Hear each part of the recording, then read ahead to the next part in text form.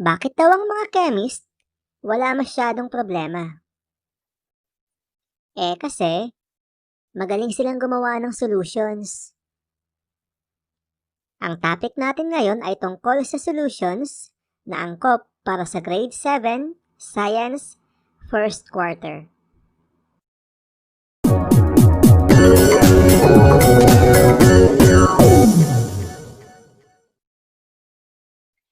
Hey guys!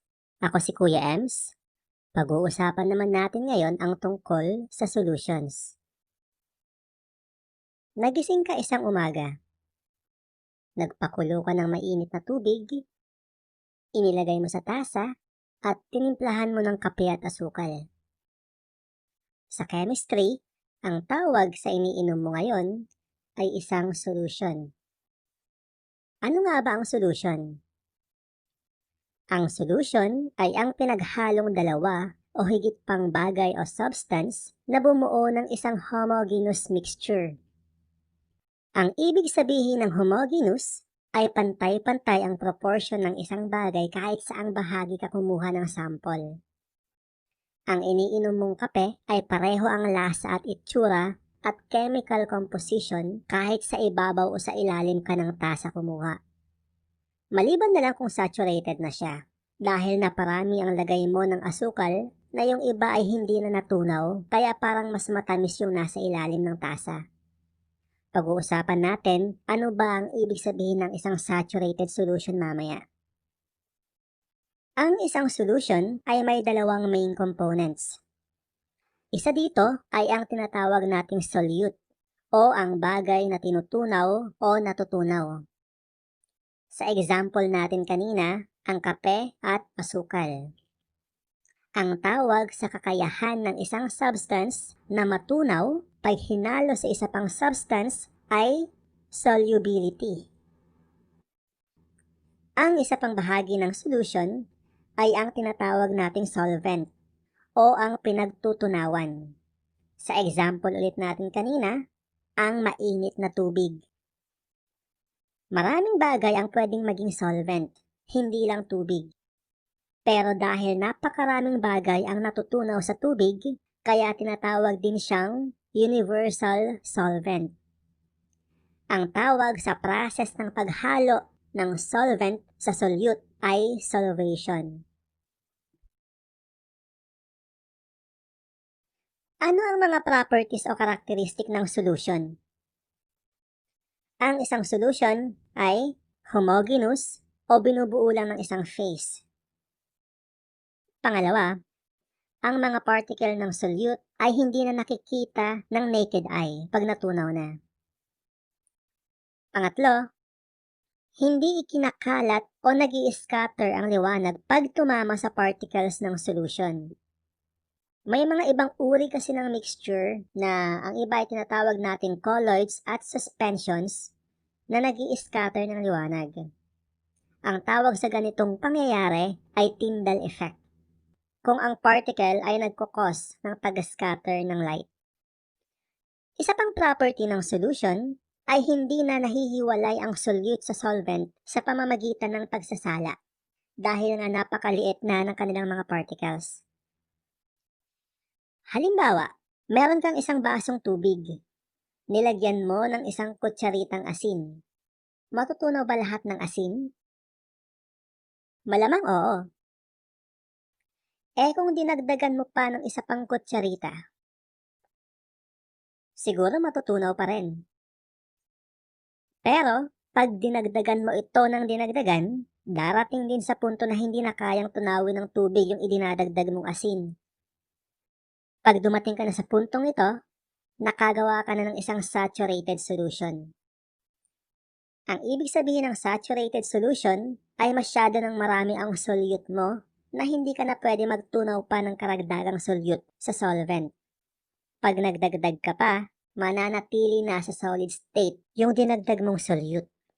Ang tawag sa mga natirang solute na hindi na kayang tunawin ng solvent ay precipitate.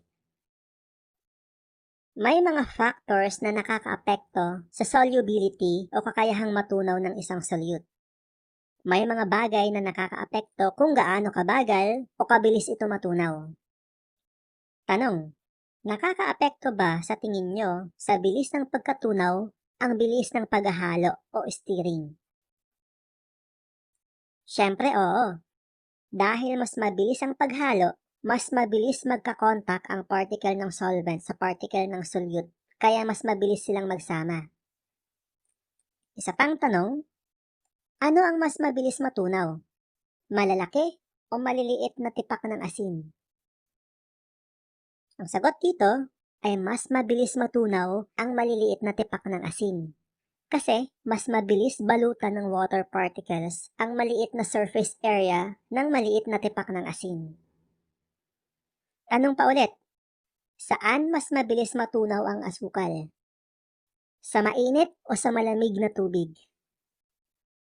Ang sagot dito ay sa mainit na tubig. Dahil mas mabilis kumilos ang mga particle ng tubig o kahit na anong particles in general kapag mas mainit ito.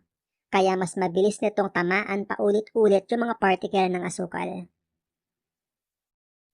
Pumunta naman tayo sa kaunting computation. Simple lang naman ang mga tanong sa solution. Kadalasan, ratio lang ng solute sa solution o concentration levels ng solution. Halimbawa, ano ba ang mas concentrated? 30 grams ng kape na hinalo sa 100 ml ng tubig o 10 grams ng kape na hinalo sa 20 ml na tubig? Maaaring may nag-iisip na mas concentrated yung may 30 grams na kape kasi mas maraming kape ang hinalo. Pero, kailangan mo ring isipin sa gaano karaming solvent ba siya inihalo. Para kunin ang concentration, i-divide mo lang ang solute sa solvent tapos i-multiply mo ang sagot sa 100%. Kaya, sa unang solution, 30 grams divided by 100 ml ay 0.3. Tapos, i-multiply mo ang 0.3 sa 100%. Kaya ang sagot ay 30% concentration ang unang solution. Sa pangalawang solution naman, 10 grams divided by 20 ml, ang sagot ay 0.5, tapos i-multiply mo sa 100%, ito ay magiging 50%. Kaya, ano ang mas concentrated? Yung 30% solution o yung 50% solution? Siyempre, mas concentrated yung 50% solution. In summary, ang solution ay isang uri ng homogeneous mixture. Ang dalawang components ng solution ay ang solute o ang bagay na tinutunaw at ang solvent o ang substance na pinagtutunawan. Ang pinakamadalas na ginagamit na solvent ay tubig, kaya tinatawag din itong universal solvent.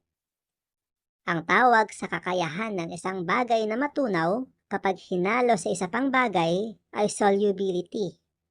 At ang process ng pagsasama ng solute at solvent ay tinatawag namang solvation. Ang tawag sa solution na hindi na kayang magtunaw ng karagdagang solute ay isang saturated solution. At ang ilan sa mga factors na nakakaapekto sa solubility ng isang bagay, maliban sa natural property nito, ay ang size ng solute, mas maliit ay mas mabilis matunaw, at ang temperature. Mas mainit, mas mabilis ang process ng solvation.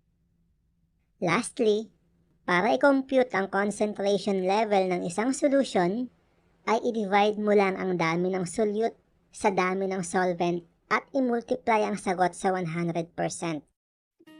At dyan nagtatapos ang lesson natin. Kung nagustuhan nyo ang episode natin ngayon, please like the video, leave a comment, and share with your friends para mas marami pang matuto kay Kuya Ems. At kung gusto nyong abangan at panoorin ang mga susunod na lectures ko, please hit the subscribe button as well. Salamat sa panonood at hanggang sa muli!